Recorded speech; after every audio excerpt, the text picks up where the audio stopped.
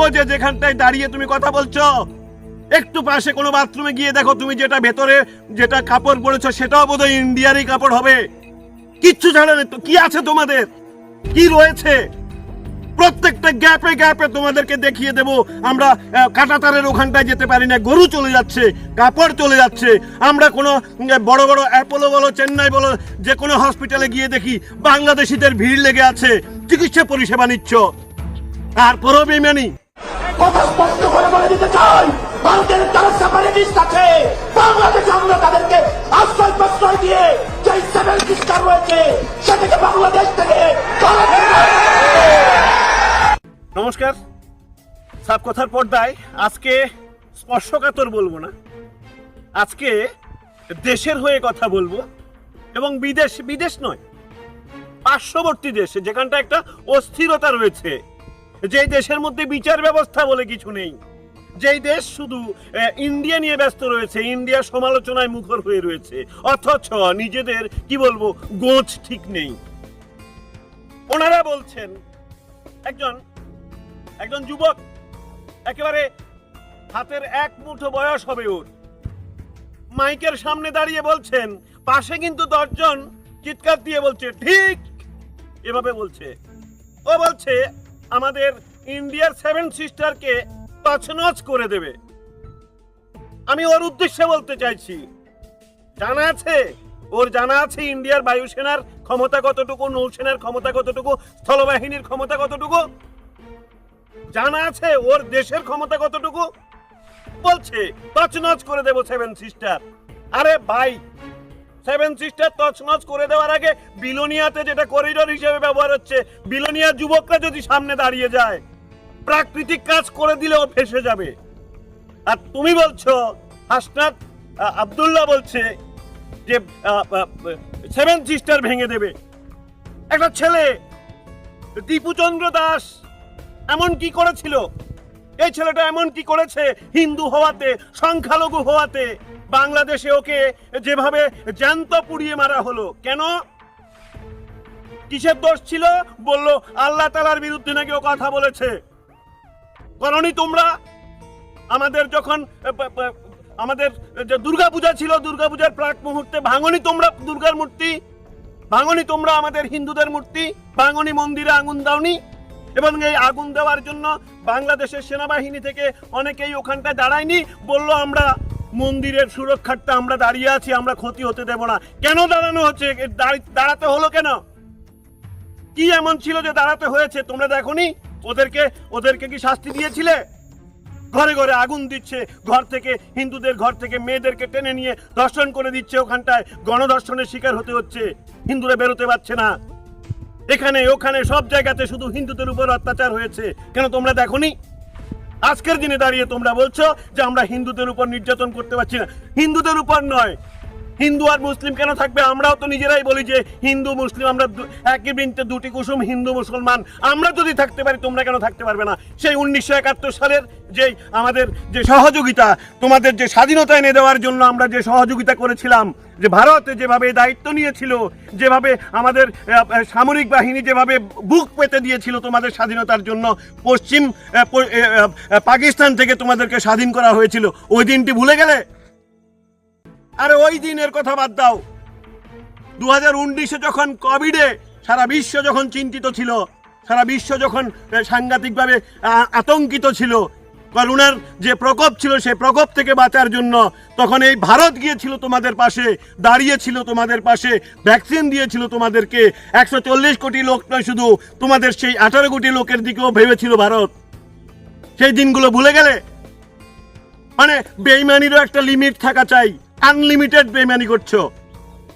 আরেকটা বিষয় রয়েছে, এই যে হাসনাতে যেটা বলছে, দাঁড়িয়ে বলছে ভেঙে চুরে শেষ করে দেব, ভারতের আমরা 7 সিস্টারকে ভেঙে দেবো। আমি সেটাই বলছি, যেই হাসনাত এখানটায় দাঁড়িয়ে কথা বলছে, আমি বলবো বাথরুমে গিয়ে দেখো ভাই, হয়তোবা ভেতরের কাপড়গুলো ইন্ডিয়ার তৈরি।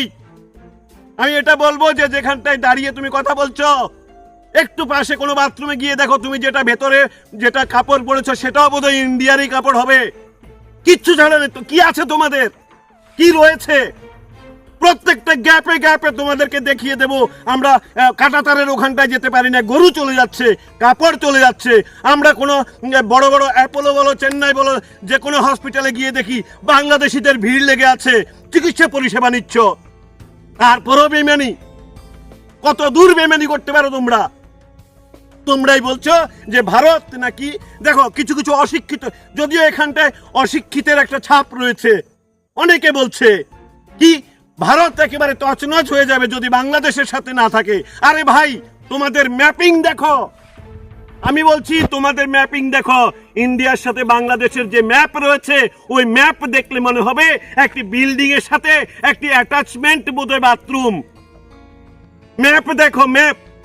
আমাদের সেভেন সিস্টারকে ভাঙতে হবে না, আমাদের ত্রিপুরা এবং পশ্চিমবঙ্গ নিয়ে শুধু দুটো রাজ্যের ভাষায় মেলে, এই জন্য তোমরা ভাবছো বোধহয় এই দুটো দিয়েই বোধহয় ইন্ডিয়া। তা নয়, ইন্ডিয়ার ম্যাপের জ্ঞান রাখো। আমাদের সেভেন সিস্টারের মাঝে আর পুরো দেশের যে দুটো পার্টের মাঝে তোমরা অ্যাটাচ একটা বাথরুমের মতো রয়েছে মাত্র। এত বড় বড় কথা বলছো। আমরা আরেকটা কথা বলবো, সেটা হচ্ছে তোমাদেরকে যারা উস্কে দিচ্ছে, পেছন থেকে ঠান্ডা ঘরে বসে যারা উস্কে দিচ্ছে, তাদের যে উস্কানিমূলক যে কাজগুলো তোমরা করছো, আমরা ওদের হয়ে, আমি ভারতীয় নাগরিক হিসাবে আমি বাংলাদেশের যারা নাগরিক রয়েছে তাদের বিরুদ্ধে, তাদেরকে অ্যালার্ট দিতে চাই, তাদেরকে সতর্ক করতে চাই। আপনারা যাদেরকে এভাবে উস্কানিমূলক দিয়ে হাতে অস্ত্র তুলে দিচ্ছেন, কালকের দিনে আপনাদের ঘর থেকে মেয়েদেরকে বের করে নিয়ে ধর্ষণ করে নেবে, কিচ্ছু করতে পারবেন না।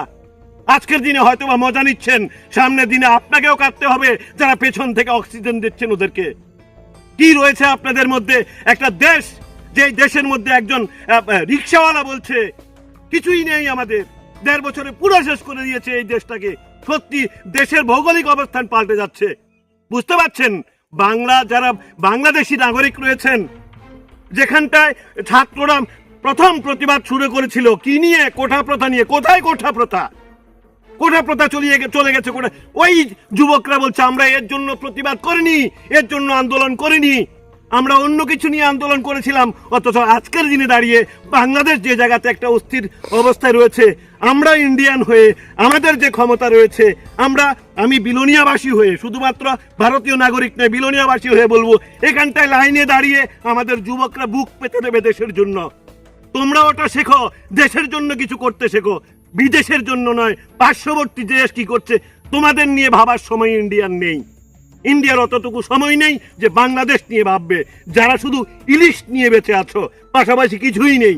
তোমরাও জানো প্রত্যেকটা বেলাতে প্রত্যেকটা জিনিস, সকালে থেকে যদি ব্রাশ, যেই হাসনাত যে ইন্ডিয়া বিরোধী কথা বলেছে, সেই হাসনাত সকালবেলা কি কোম্পানির ব্রাশ দিয়ে ব্রাশ করেছে, কোন টুথপেস্ট ইউজ করেছে, গিয়ে দেখবেন হয়তোবা আমাদের দেশের হবে।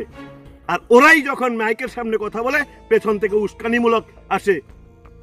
যেখানটায় দীপুচন্দ্র দাসকে হত্যা করা হয়েছে, আগুন জ্বালিয়ে হত্যা করা হয়েছে, সেখানে কয়জনের মাথায় টুপি ছিল, কজন পাঞ্জাবি নিয়েছে, কজন আল্লাহ তাআলাকে ডেইলি নামাজ পড়ে?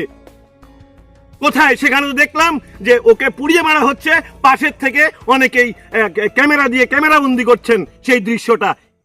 এরপরও এটাকে দেশ বলা যায়? ভাববেন আপনারা। আমরা ইন্ডিয়ান হয়ে ভাবার বিষয় নেই, নিজেদের স্বার্থে, নিজেদের দেশের স্বার্থে। সব দিক থেকে যদি হিসাব করেন, তাহলে আপনার দেশের জন্য আপনারাই ভাবতে হবে। রিক্সাওয়ালার মুখ থেকে যদি আত্মচিৎকার আসে যে যেদিকেই যাই শুধু প্রতিবাদ, প্রতিরোধ, যেখানেই যাই শুধু স্ট্রাইক, কিসের জন্য? কিচ্ছু নেই আপনাদের, তছনছ হয়ে গেছেন আপনারা। তাই আপনাদের কাছে করজোর অনুরোধ, আপনারা নিজেদের স্বার্থে নিজেদের দেশ নিয়ে ভাবুন, ইন্ডিয়া নিয়ে নয়। সেটা অনেক বড় বিষয়, এটা আপনাদের মাথায় মগজে ঢুকবে না। সত্যিকারে যখন মগজে ঢুকবে, তখন আপনারা এই ধরনের একেবারে অসঙ্গতিপূর্ণ কথাবার্তা কখনোই আপনাদের মুখে আসবে না। নমস্কার আপনাদেরকে। আপনারা সামনের দিন নিজেদের স্বার্থে ভালো চিন্তা করবেন, এতটুকু আশা রেখে আজকের জন্য অন্ততপক্ষে হাসনাত আব্দুল্লাহকে এ ধরনের বিকৃত মস্তিষ্কের কথা না বলার জন্য বিশেষভাবে অনুরোধ রাখছি। এটাই আমাদের একান্ত অনুরোধ। সামনের দিন যাতে আপনারাও শুধরে যান, যারা উস্কানিমূলক কথা বলছেন ওনারাও যাতে দেশ নিয়ে ভাবেন, অতটুকু অনুরোধ রইল।